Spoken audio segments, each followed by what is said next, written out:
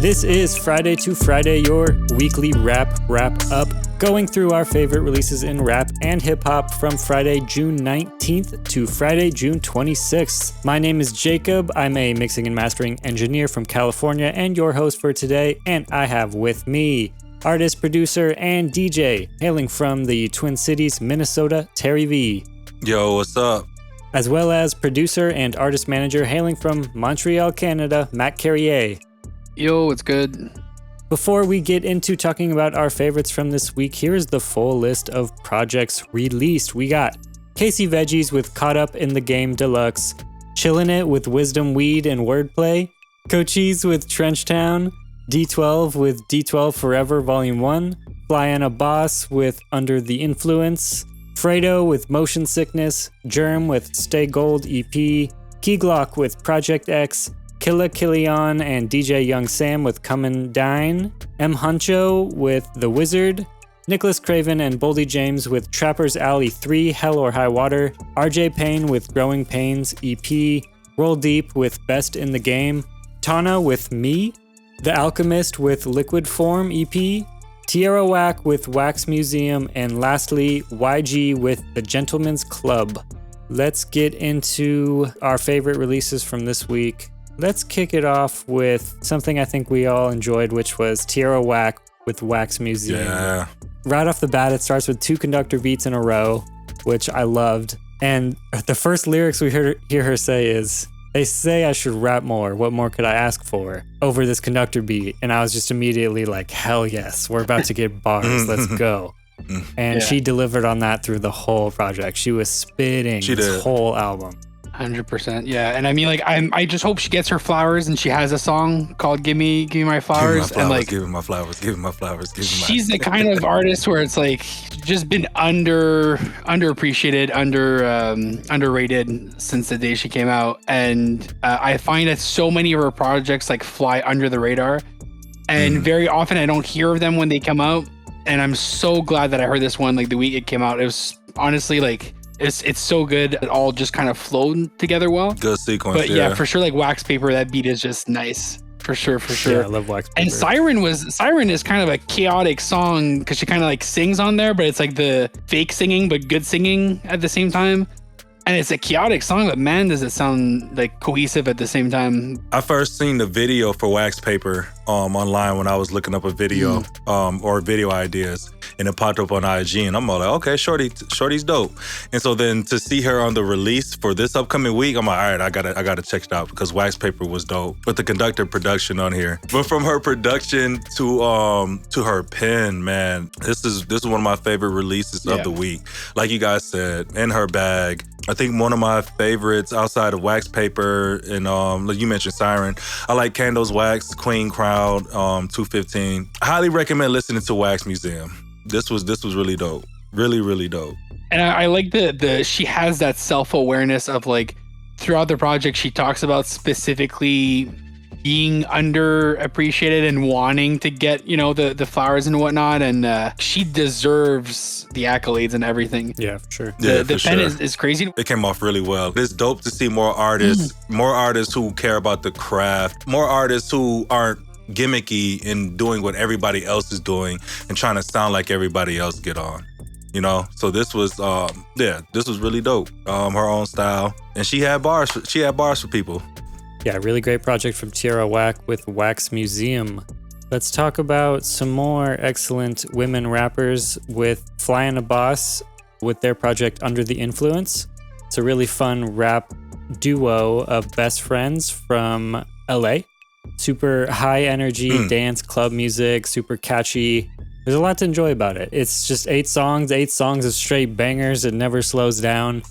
If that sounds like something you'd like, this is a really high quality take on that. So I enjoyed it a lot. Standout tracks were Wasabi, Bands Up, Wasabi for sure, Jungle, and Feelin' It is like really impressive EDM trap fusion beat. And then it has this insane like electro dubstep outro that was really cool. But the production quality and the charisma on the whole thing, really impressive. So I definitely recommend checking this out if that's the kind of thing that sounds fun to you.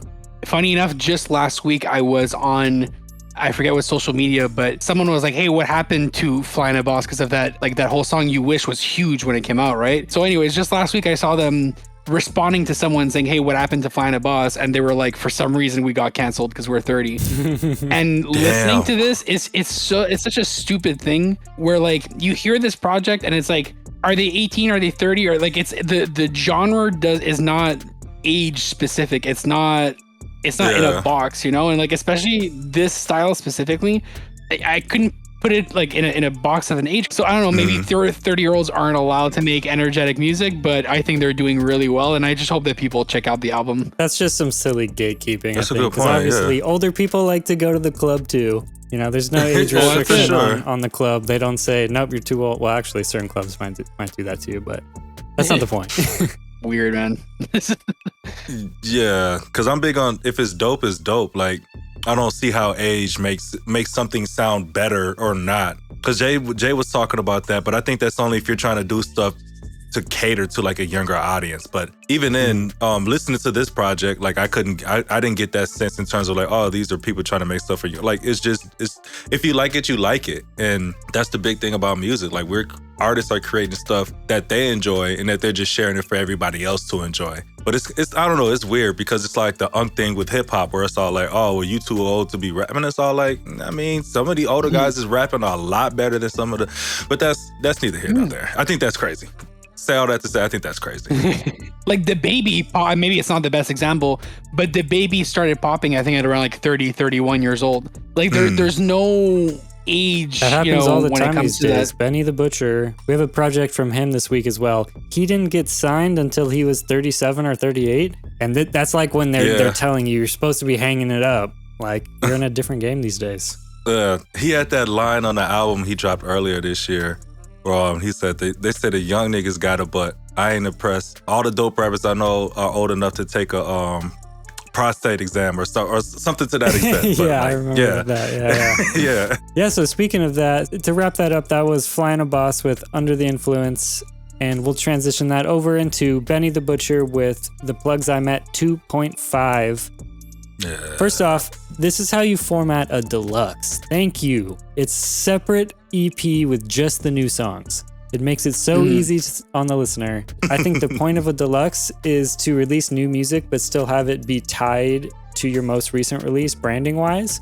But he still tied it to the other project with just the title and the cover art. That's all it needed to be, to tie it back to those, to let you know it's in that same universe. It's good for branding, but really it's just its own EP. This is how you format a deluxe. I love that he did that.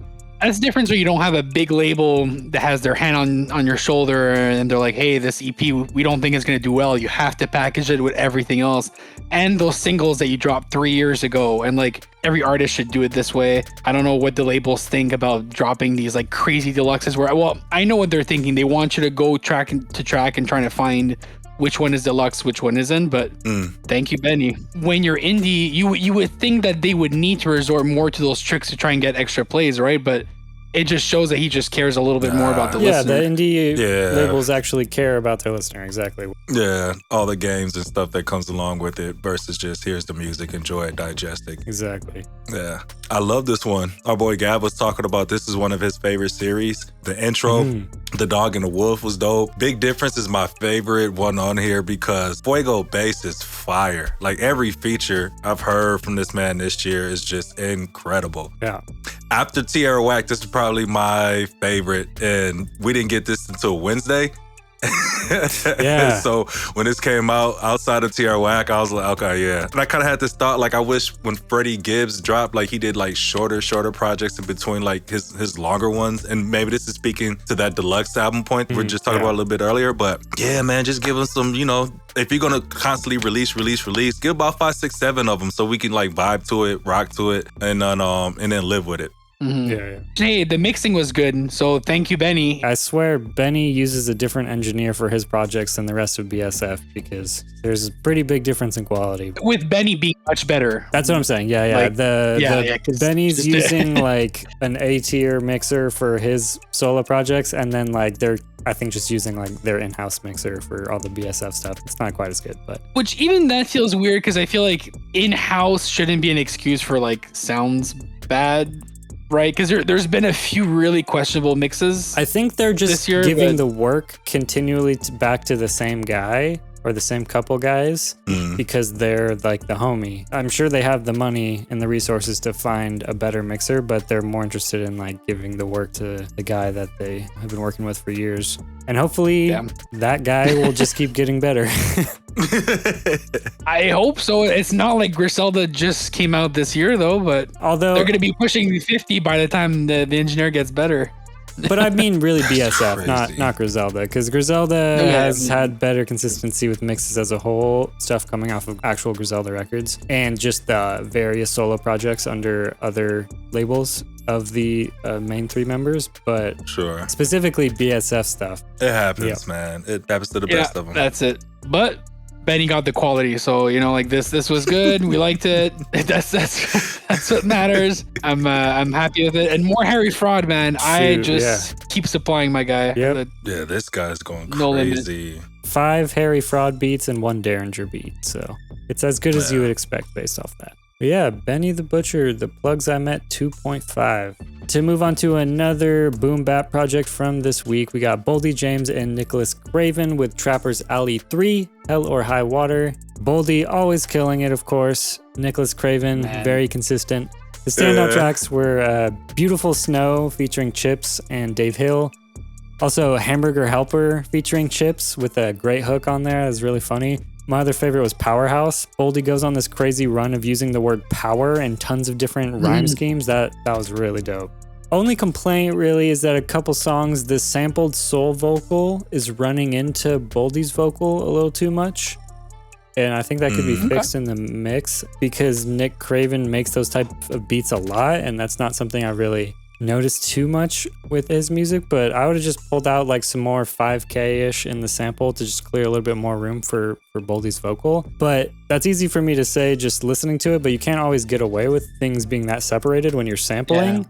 Because to do that, you could also be turning down 5K in the drums as well, which could just suck all the energy out of the song. So, you know. Especially at this point, like I'm imagining that the samples he's using now are really, really, really like deep found samples. Cause like at this point, the guy is like what, 20 albums deep this year alone, you know? Probably pretty obscure. So like the samples he's using, like maybe it's like he really doesn't have the range, but I'm happy that you found something to critique, cause I find these albums are so consistent and they go so well from A to Z that it's hard to find something where it's like, I didn't enjoy this. It's just usually a good vibe from A to Z. Yeah, no, I'm not gonna lie. I was like, I guess I'll say my one little criticism, even though it's like musically the whole thing is fire. I like it. Yeah, fun. Consistent. Yeah, just really consistent. Another fun project. They have a lot of projects together, but I'll always keep checking them out. That's the thing, is they are consistent enough that I'm gonna listen to them every time they come out.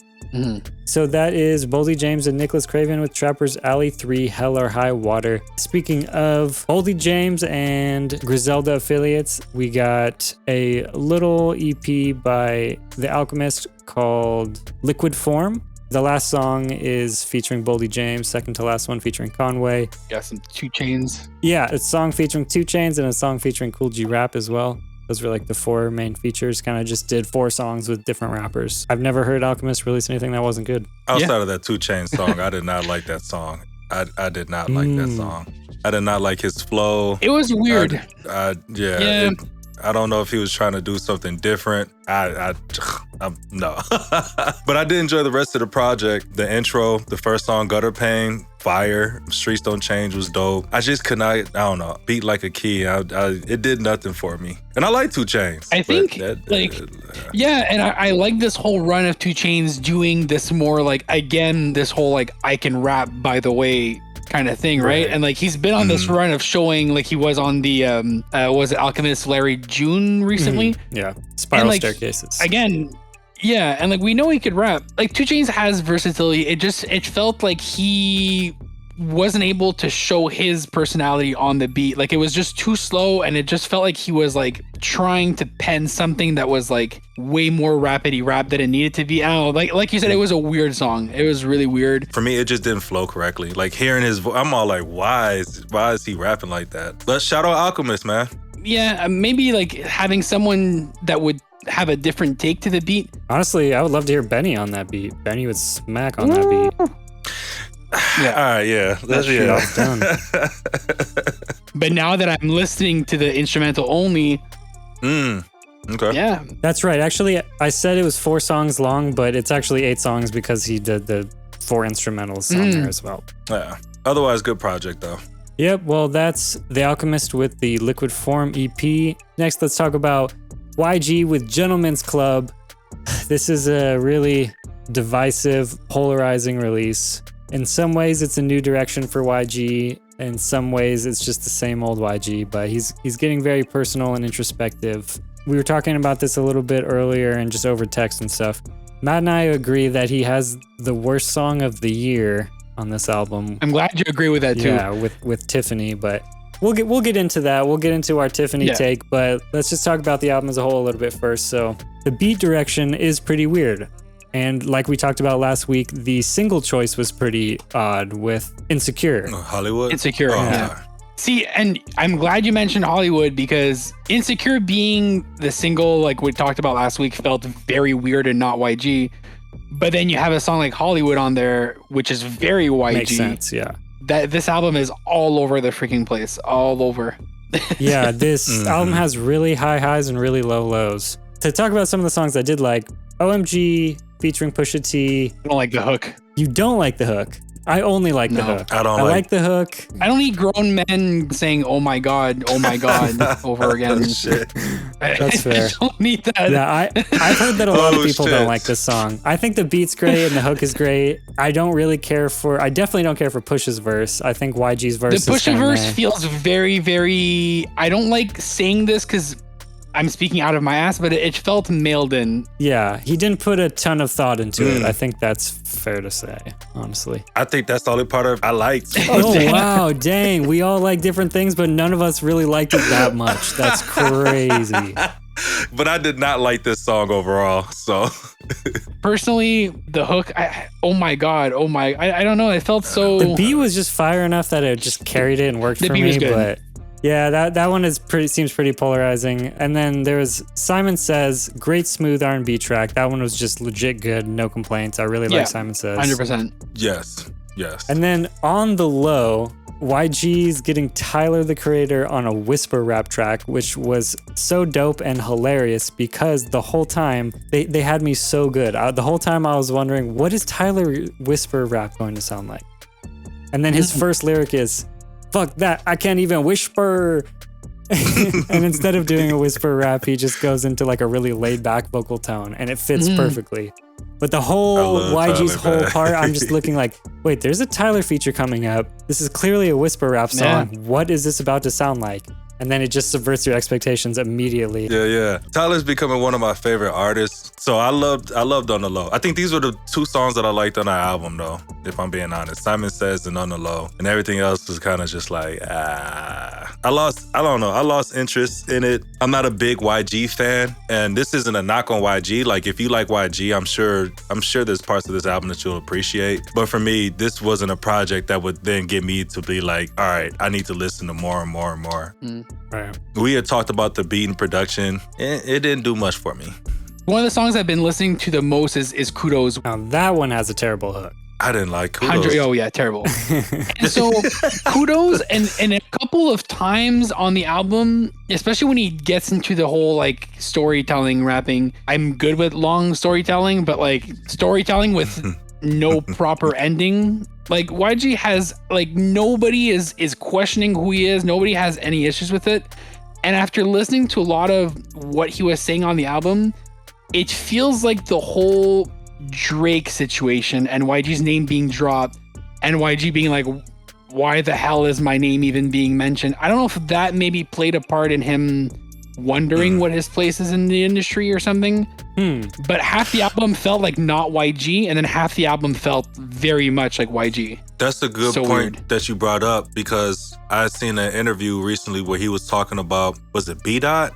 But said that one of his albums wasn't like considered a West Coast classic, which he was indifferent about. And so which makes it interesting is that he could very well have been in a mind state of like, all right, let me try something different. And again, I'm all for artists trying something different. Like the I won't say attempt, but well, sure. His attempt at storytelling, like kudos. Mm-hmm. But nah, it just, and a part of that too is like you gotta try it to see how you stick with it. Like if that's not what you're known for, you gotta, play with it a little bit until you get it to where you want it to go. But I think with your point, maybe with this project, he did take a step back and say, all right, let me give them something a bit different. They know me for this, but let me show that there's a different part inside of me as an artist that I can tap into, and let me give that to the people and see how they react to it. It probably didn't. Well, I don't know. It didn't land well for me. If it was more like On the Low or Simon Says, I think I would have enjoyed it a lot more. But I know you mentioned like you're not huge on YG, but like to me, I still listen a lot to Still Brazy. I still listen to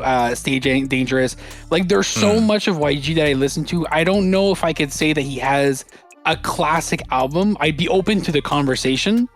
Okay. But really, it just, this felt like a step down in the sense of like, there are YG albums that I can't say are perfect playthroughs from A to Z, but for what it is, like it is really good. To your point, Terry, about YG sort of looking at different sides of himself, that's like the most literal on the song Hitman. It's about hiring a hitman, and then it ends up being that he puts out on a hit on himself, past self.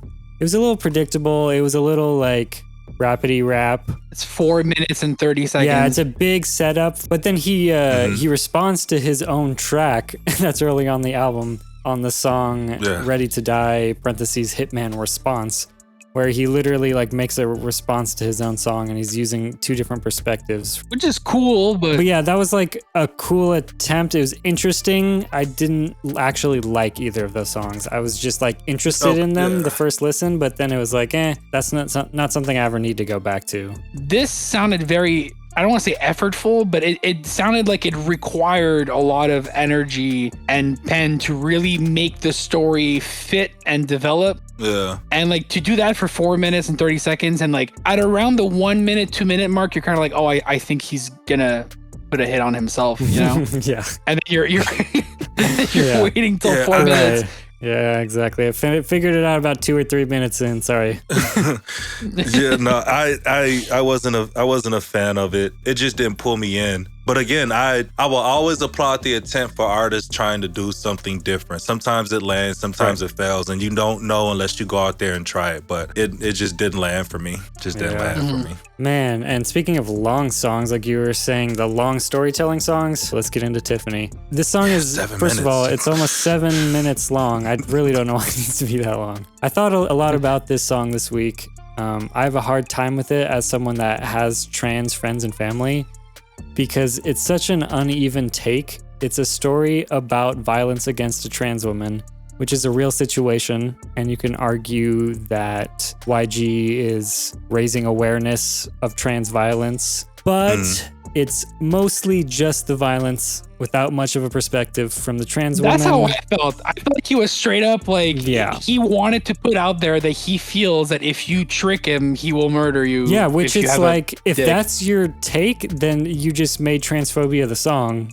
Like, you suck. But if you re-listen to it, by the way, I just want to point out, I had to listen to it. I'd listened to this like about 10 times this week because it's so dense. There's actually a lot of layers to it. There's a lot of foreshadowing about what's coming that I didn't catch the first couple times. But I just want to just say that like it's mostly just the violence. That's my problem with it. There's not enough of the perspective from the trans woman Tiffany. We get a short verse from her perspective at the very end, but not enough of her perspective for a 7-minute song. And there's no attempt to be nuanced. It just is what it is. He's just telling a very literal, straightforward story. And I would have liked another verse from Tiffany, or just some sort of like actual take to wrap it up. Maybe another verse, if not from Tiffany, from YG saying like, let's take Chris and Tiffany out of it. Here's my opinion. Like, here's what I would do. And just be more clear. I don't know. It's because it just comes across as just pure transphobic violence. So it was worst song of the year. Yeah. The first time I listened to the song, the impression that I got, and specifically at one point he talks about Tiffany's asleep in the car. So he drives back to either his place or her place. His place. He gets there, she's still asleep. So he wakes her up and is like, oh, like, you're ready to take some dick kind of thing, right? And they're like shit-faced drunk, by the way. Yeah. Up until this point, I'm already like, the girl's asleep, she's shit-faced, you're driving, and you're right away like, yo, wake up, I got some D to put in you. And then like it's literally, it goes from wake up, we're gonna do this, to pretty much a bar or two later, her saying, oh, by the way, I'm trans. Which, that's the other thing, okay? Let's say, okay, if you're trans, right? You go to a club. I'm an awkward guy. I don't even know when would be possibly the right time to even say that you are. Is it when you're in the cab driving back? Is it while you're dancing? You whisper in the person's ear, you know? Like, I don't know. So even in that example story, there's no trickery. Yeah. There was full consent and honesty there. So like after a couple of times listening to it, you're like, oh, is he an ally? Is he actually making an awareness song about specifically violence against trans? But then when you listen to it again, you're like, oh no, it sounds like he's just tone deaf and just wanted to make a song about how they'll get you, the world is a trap. Yeah. Even to that point, he says, what would you do? There's people who make songs about history and our culture, but then just totally miss the point because you're not welly tuned in. And I think with this verse was, I'm gonna create something like with shock value that are gonna make people stop and think like, what would you, but just like, but not fully processing how that would go over. That toxic masculinity is still in a lot of different cultures and a lot of different areas where it's all like, I don't do that, that's gay, or I don't do that because of this and this stuff, and like they harp on that. So I don't think they'll take away from this song when I'm in that situation. How should I then treat somebody like that? Because it like you were saying, it doesn't really reinforce what he believes about trans people or how one should handle that situation. It's kind of just all like, we was out, they revealed this, and this is what happened to that. And so now I'm putting this on your plate. What do you think about it? Right. Yeah, exactly. And he's just like, okay, so that was crazy, huh? But it's like, it's actually your responsibility if you're bringing up such a sensitive subject to then like have something to say about it. Like you're representing multiple communities in this song here. And you didn't do justice to any of them. I don't think. You didn't what was it about? Yeah. The song ends with basically a cliffhanger of her begging for his life and him being like, I guess I won't kill you. And then like the song just ends. It's just like so open-ended and there's nothing to it. Who asked for this? Like who cleared this? It just falls flat because, like you said, like tone deaf. Yeah. So Honestly though, like having listened to a lot of YG, I have the feeling that he really, really took this as literal as we're hearing it, where he just purely wanted to make a song about guys getting tricked and how it's a hard life out That's here. what I'm worried about. It's a gentleman's club, right? It's how are gentlemen being mistreated, right? Like it's so hard to be a man in 2026. It's just, again, it just fell flat, man. It just didn't hit. This album, I just don't know who it's for. I don't know who is the intended audience for this. It didn't feel like what a gentleman's club should be. And then you have Hollywood sandwiched in there. So yeah, that was a big miss. I really hated Tiffany, and the whole album just high highs, low lows. I also just want to say Midlife Crisis was a strong closer. At least he closed it out strong. But yep, that's YG with Gentleman's Club. Yeah, protect women. So last, let's talk about Key Glock with Project X. So we brought this up last week, but again, rest in peace to Tay Keith. This was really sad that he passed away on the 18th of June. The very next day, on the 19th, Key Glock's album comes out, and the first beat is a Tay Keith beat, and we get the Tay Keith tag right off the bat. Kind of heartbreaking, but there's 5 Tay Keith beats on the project as a whole. But speaking on the project itself, Project X, Key Glock, super consistent. I can always expect to get some great saves out of his projects. Always great beat selection as well. The producer O. Ross worked on a couple of my favorites, Big 5 and 6 a.m., which were the 5th and 6th song, respectively, little Easter egg. And then also I loved Dummy, which was one of the Tay Keith beats, and Sick, produced by Honorable C Note. And then a new producer to me, I probably heard his stuff before, but just the name was new to me, King Wonka. Tons of beats by King Wonka, my favorite of which was Loco and then Seeing Red. Those are my favorite of King Wonka's, but he had like half the album. Even the beats that weren't Tay Keith still felt Tay Keith. Like you can hear the influence throughout the whole project. Oh yeah. One thing to note, which I wasn't aware when the last time we spoke about, I think, a Key Glock project, but there is an issue where band play no longer works with Key Glock. And so that's something I've heard a lot in the last album, where band play and Key Glock had this great kind of chemistry. From what I understand, basically, because Key Glock was with Young Dolph is dead, rest in peace. Young Dolph is ops with Yo Gotti, which is like CMG and all that. And so from what I understand, Bandplay did a song for Moneybag Yo, which is signed to Yo Gotti. And so because of that, Key Glock doesn't work with Bandplay anymore because Bandplay made a beat for the ops. Anyways, I don't know how much of that is all true, but all that to say that I'm happy there was a lot of Tay Keith on this, but you can hear the absence of Bandplay. A lot of the soul sample jazzy production feels like Bandplay type beats and not Bandplay beats. But man, good thing there was a lot of Tay Keith on here, because yeah, Tay Keith, like, definitely you can hear it throughout the whole thing. That Manish beat, crazy. There was Big 5-2. I love that like jazzy production. Yeah, love that one. There was also on Hard Knock, I don't know if you caught it, but Key Glock does the hook to Wasted by Gucci. Oh, okay. It's like interplates, yeah. No, I missed that. Nice. That's my only thing, is I just wish there was band playing. I could hear that absence.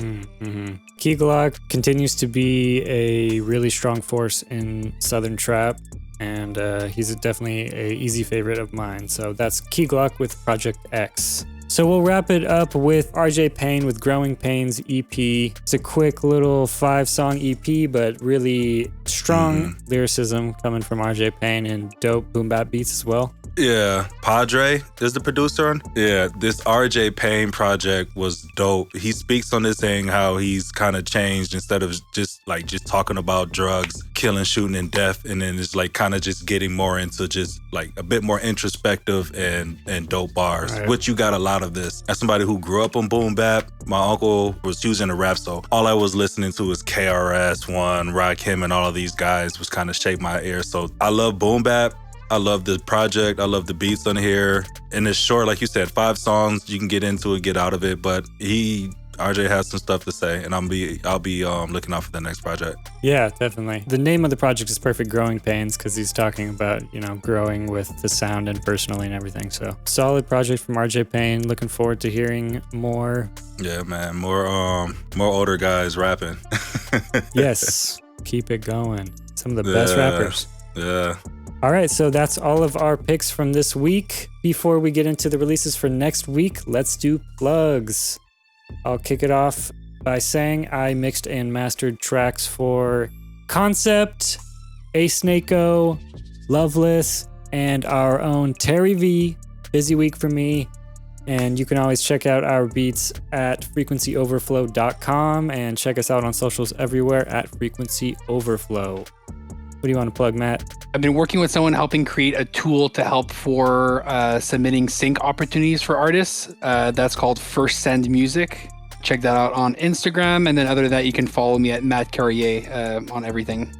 Nice. Dope. What about you, Tay? Follow now. What do you want to plug? July 10th, Ego single that you guys all had a hand in helping create.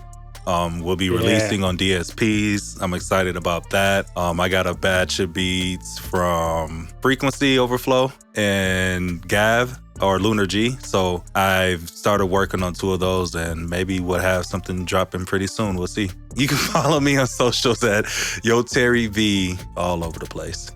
All right, awesome. Releases coming up next week. We have Fear Dorian with Tease Volume 1, Hooligan Hefts with Sixth Sense, Maya the Dawn with Precious Cargo, Maxo Cream with OYN, produced by JPEG Mafia, Meeks with Mr. Can't Stop, Won't Stop, Prof with Good Time Boy, and T.I. with Kill the King, supposedly going to be T.I.'s retirement album, which we all know how often that's really the case, but...